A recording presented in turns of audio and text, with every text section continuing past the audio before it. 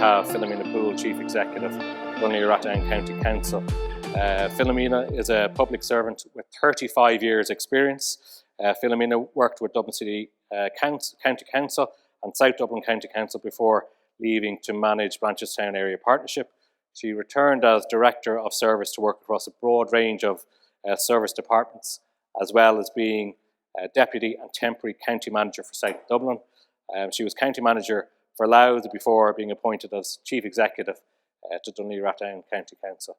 It's worth pointing out and noting that Donnelly Rathdown County Council have been great supporters of Sandyford Business District over the last number of years, and this prestigious event is co-funded by Donnelly Rathdown County Council. Philomena Poole, a very good morning to you. Thank you for joining us, and we look forward to hearing from you in terms of the future of towns and cities, and you're going to talk about Build It Back Better. Thank you very much, Conor. Uncle Herlock, Councillor Una Power, Minister Madigan, Councillors and ladies and gentlemen. And Minister, thank you very much for your kind words towards myself and my colleagues in the Council, and we look forward to our continued and productive working relationship with you and your colleagues as we move forward. When I was talking to Sandyford Business District about Innovation Week and how I might come at the future of cities, it was very much within a context of the shifting sands that we find ourselves in.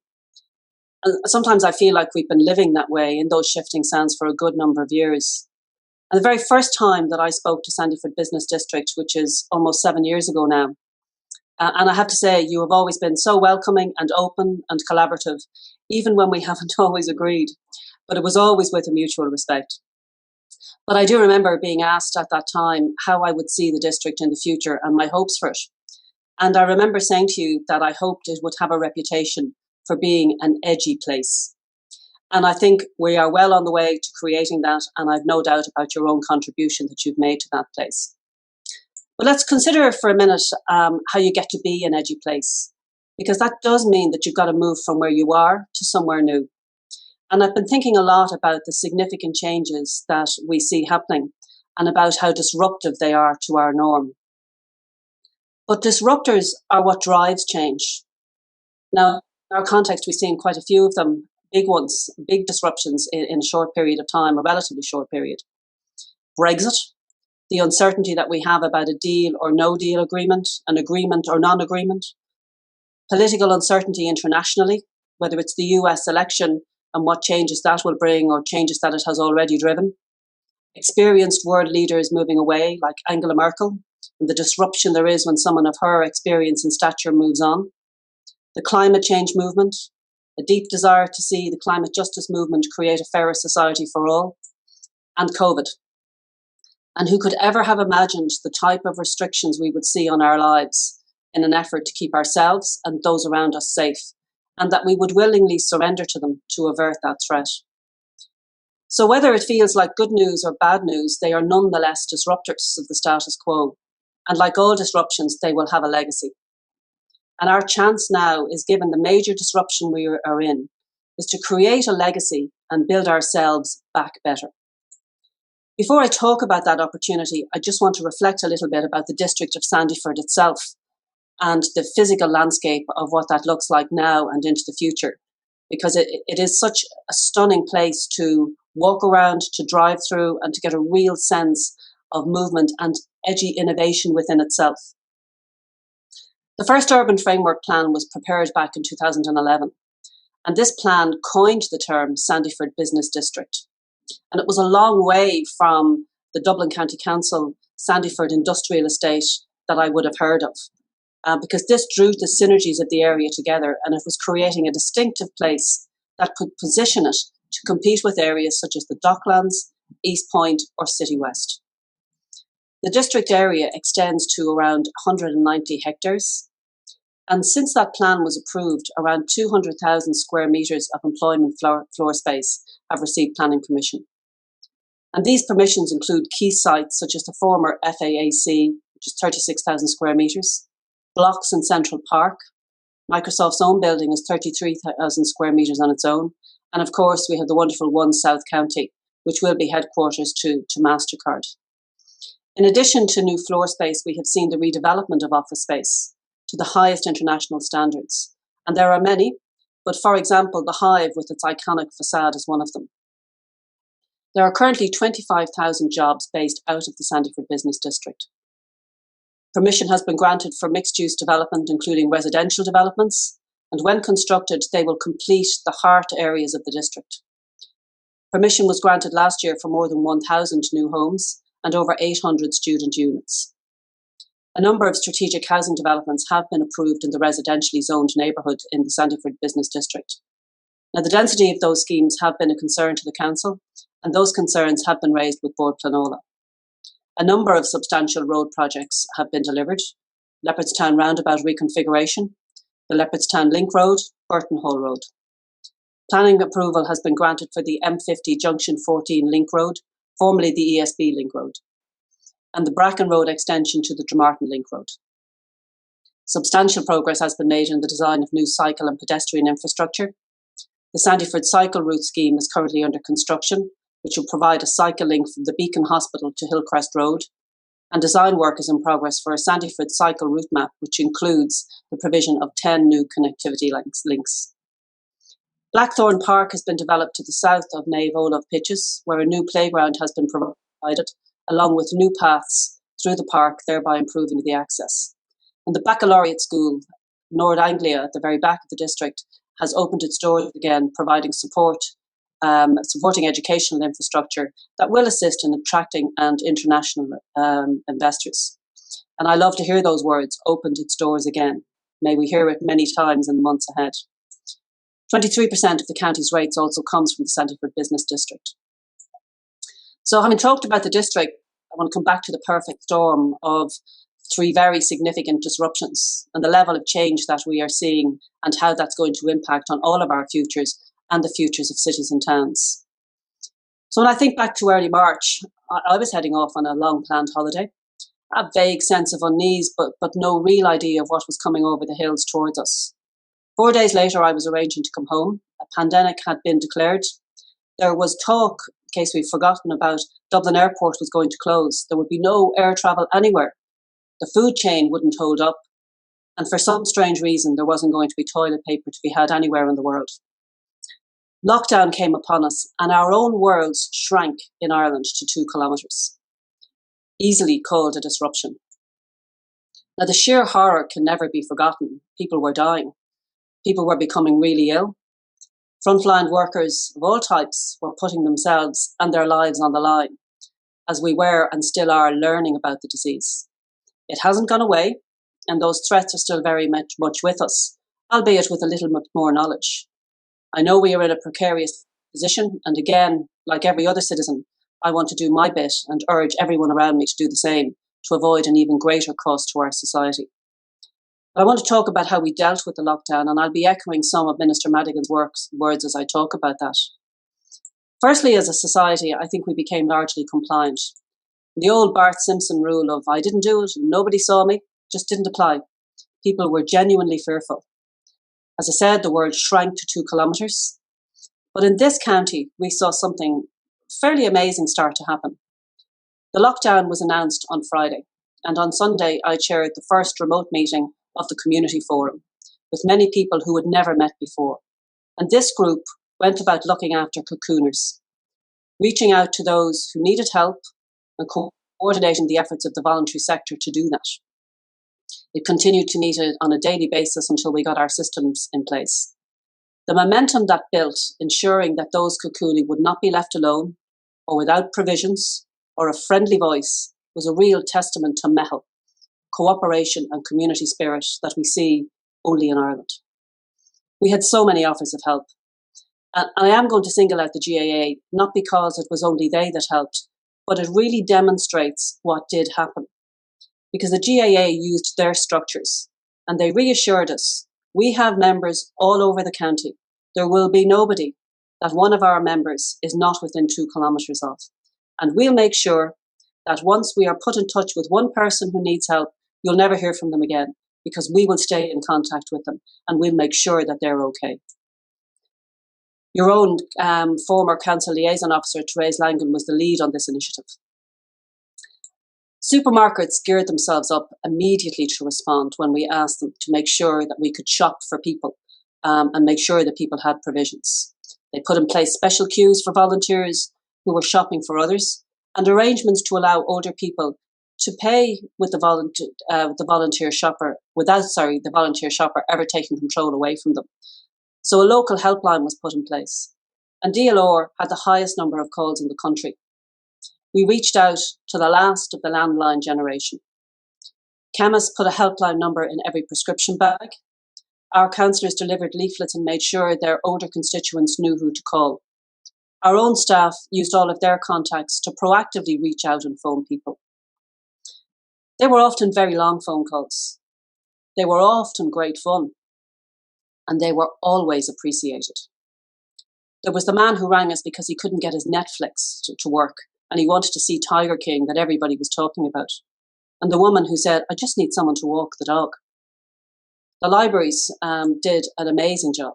They provided book pack delivery service. So when somebody wanted a book, they got a long chat about what kind of things do you like to read? What have you read before? What kind of things do you think you'd like to see that we have in the library? And the book pack was made up and sent off. And that was done through the Scouts, the GAA, the Volunteer Bureau, and many other sports organisations and youth organisations across the country. When it arrived, it included a little bar of chocolate to lift your spirits, a bar of soap to remind you to wash your hands, and a teaspoon of seeds to reassure you that the winter would end. And a few weeks ago, I got this amazingly colourful photograph of mixed flowers, a photograph from a woman who said, this is how my seeds turned out, so thank you. Post-vaccine, I want that to be the image that I remember of COVID. The other things that became so important, as the Minister said, was that which is around me. The local bakery, the local supermarket, all those other frontline workers who came in every day to make sure that we were looked after and had what we needed. And it gave a different meaning to local, and one that I think will be long remembered. My local bakery made sure I had fresh bread. I rediscovered potato cakes through them. And I even managed to get a birthday cake from them at a time when celebrations in dark days seemed very elusive. And I won't forget that bakery for a long time. And I think people will support local in a different way. They will make sure when I needed you, you were there. So now I'll be there forever. But it was also about facilities. And a friend of mine in this county said, I feel so lucky. I have 3 stunning parks, all within walking distance. And if I walk 3 times a day, I'll have a different view and a different walk each time. The seating that's around the county meant that people could actually sit and enjoy a view, and we had amazing weather in that time. They could have a cup of coffee. I remember walking the pier and feeling like I was having a huge celebration when I stopped at the end and had an ice cream. As a business district, there is every possibility that the future will look quite different. The appreciation of local will be there and a desire to support it, and there may no longer be very big commutes. Working from home hasn't quite been the promised land that we might have all thought. And I know there was the considerable stress of homeschooling on parents. But even leaving that aside, there was the loss of colleague company, the casual nature of that interaction. All company was now planned. I'll see you on a Teams call at 4 o'clock. Became the kind of language we were used to. And there was a cost to that, as the fusion of ideas that can happen in a casual walk down the corridor wasn't available. But we did see that the commitment that was in the office from workers was there when people were at home. And we need to take the very best of what happened there and bring that into our legacy of the future, which will include remote working. So let's just ask ourselves a couple of questions of what that might look like. People want to work near home, but not necessarily at home. And does that change the nature of offices? Is it more about a co-working space than about large purpose-built offices? Is the day of the large purpose-built office for major staff requirements over? And will they have a very different kind of use and a different kind of fusion as we go forward? Are home offices a feature and part of a permanent solution? How do we generate contact that is other than on screen? How do we bring that mettle of the voluntary effort for the vulnerable to bear in a work environment when we can't actually see how our people are doing, and we can't therefore know if we need to have a conversation about how are things? Are there a whole new set of HR policies and practices that will have to be grown from a heretofore unthinkable situation? How do we take the very best of the remote working and combine it with the very best of what we had before to improve quality of life, productivity, and innovation? How do we take our walking and cycling routes and use them to promote interaction, people casually meeting on walking routes rather than corridors? Will the edginess of Sandyford be the very unexpected nature of who you might meet and collaborate with from a company you would not normally come into contact with? There were a large range of measures put in place to support business through COVID, and including the pandemic unemployment payment. But there was the Restart Grant and the rates waiver. The Restart Grant is still available. It was a very worrying time for the local authority sector, as without that rates waiver compensation, we would have been unable to deliver services to you. And without those services, you too would have had problems functioning. I do have to say that I was incredibly proud to be a public servant during that time, as indeed I have been my whole career, and indeed proud of the entire staff of the council, because we got to act immediately to make a difference to people's lives when they were at their most vulnerable. And throughout it all, our services never stopped, and I do think that there was a visibility about that service and the need for it that brought out the very best in people. So to the second disruption that I want to talk about, and that's preoccupying us a little bit at the moment, and that's the international political uncertainty.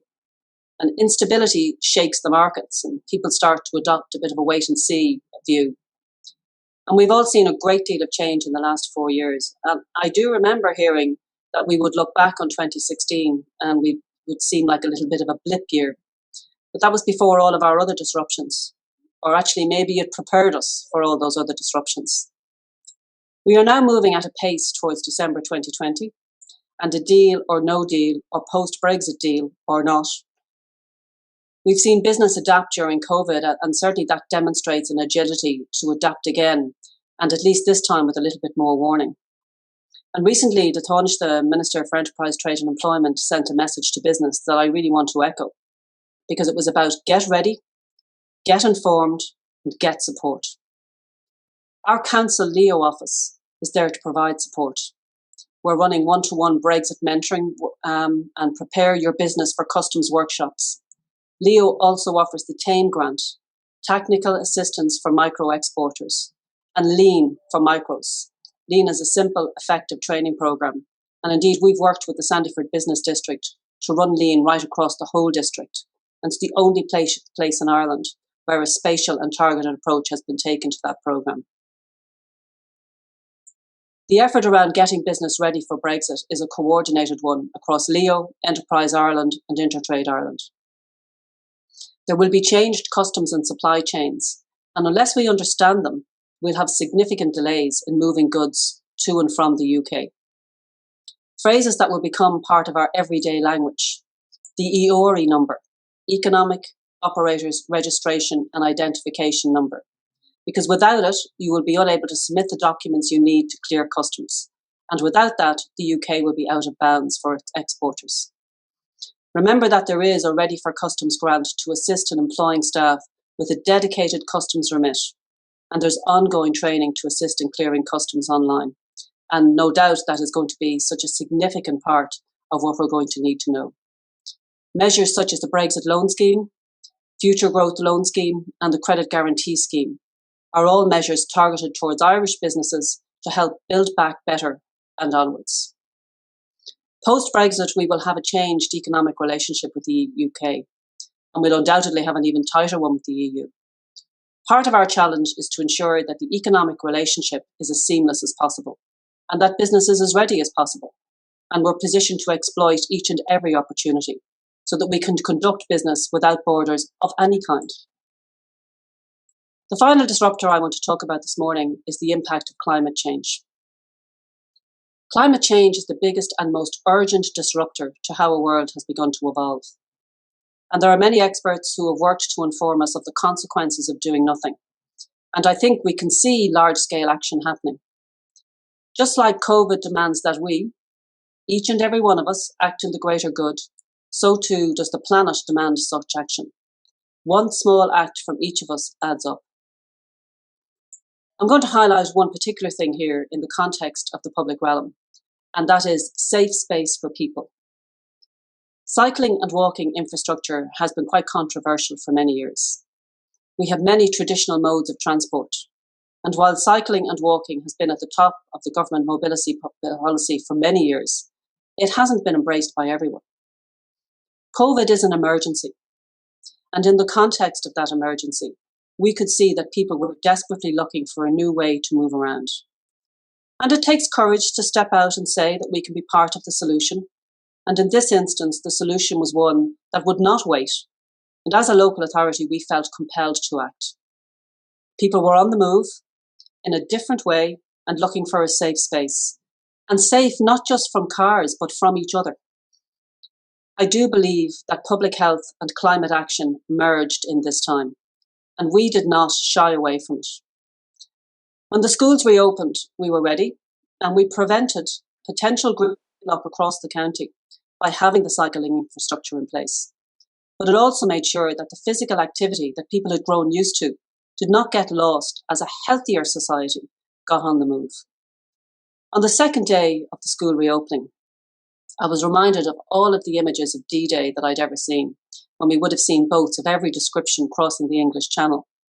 And I looked at one of the cycle lanes, and there were tiny people and big people, and there were bikes and scooters of all colours and all descriptions making their way down alongside the walkers. And I knew that the one small step of the local authority, while still settling down, and there are things we still have to work through, was not just a brave and innovative and healthy thing to do, but it moved a whole county to a more carbon neutral path. Our new cycling infrastructure is attracting a lot of attention, some good, some bad, and some indifferent, but it is the future, and it does and will matter. And our future in this lies with all of us. In terms of climate change, it is down to business, it's in tidy towns groups, it's in schools, it's in families, it's in communities. And our legacy has to be a world that can actually be lived in. So back to an edgy Sandyford and my comments of 7 years ago. And what does that look like? Well, for me, it's one where people's paths cross in a way that facilitates innovation and quality of life post-COVID. Walking routes, cycling routes, and just places to gather. Where Brexit and political uncertainty is overcome by readiness and willingness and agility and new opportunity. And where climate action is a reality that each business places at the very heart of its operations. Sandyford Business District will be a place that has a culture and value system that puts it out in front in Ireland and Europe, where the values of the employees, the employers, and the needs of future generations are aligned. Mehel and climate justice. There are difficult and very uncertain times ahead, even in the coming week. But I can assure you that as a local authority, we will be with you, and we will take our place as leaders in striving towards Sandyford and building it back better for everyone. Thank you. Philomena Poole, Chief Executive, Dún Laoghaire County Council. Thank you very much.